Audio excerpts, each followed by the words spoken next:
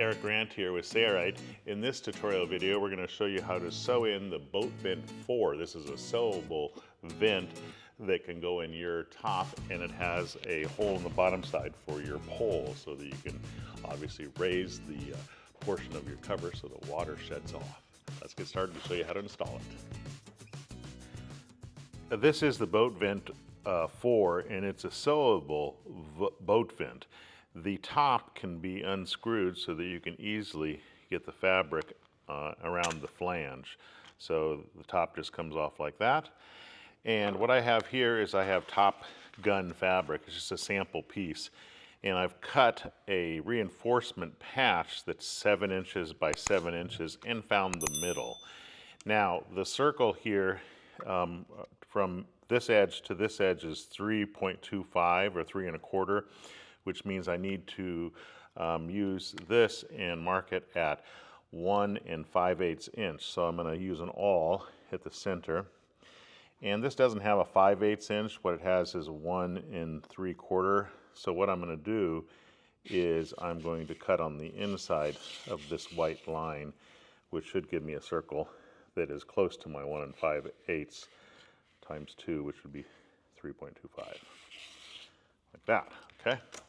Now, Top Gun fabric doesn't necessarily have to have be cut with a hot knife because the coating is keeps it from unraveling, but we're going to do it that way anyway. So cut a slit with scissors around your circle, and then it's a good idea to just take your scissors and go all the way to the edge. And remember, we're going to be on the inside of this edge to make it a little bit smaller. If you're using a fabric that unravels, you definitely want to use a hot knife, but I'm going to use a hot knife anyway, which will seal the edge and keep it from unraveling.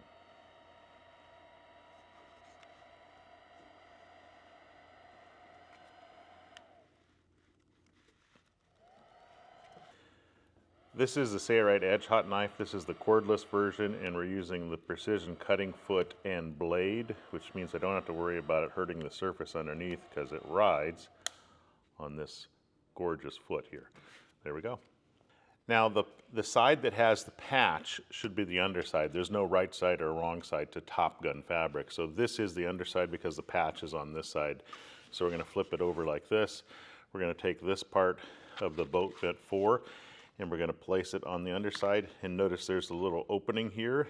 That is so you can screw it on. So just basically start it on the edge like that and then rotate it around until the fabric is in the flange all the way. I'm going to try to keep my hands out of the way. So there, it's in there perfectly now. And here's what the bottom side looks like. And we're not going to screw the top on until we get it sewn. What we're going to do is we're going to sew around this flange, and that will sew on the bottom side here. The stitch will have to be tightened up because it's hard to get the thread pulled up through this plastic. So let's go to the machine.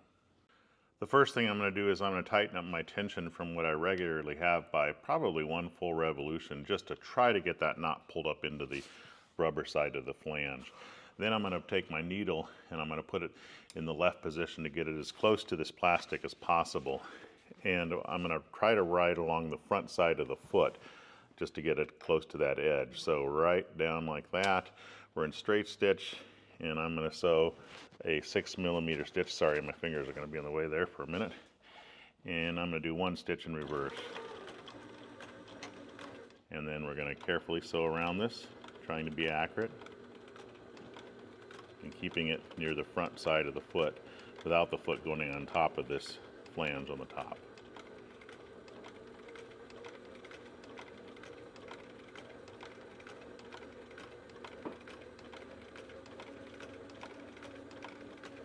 Let's see what the stitch looks like on the back side.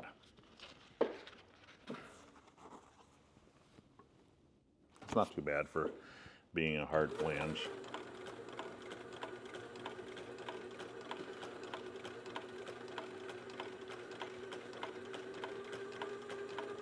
And then when I get to the beginning, I'm going to reverse on top of my first stitches, just a little bit.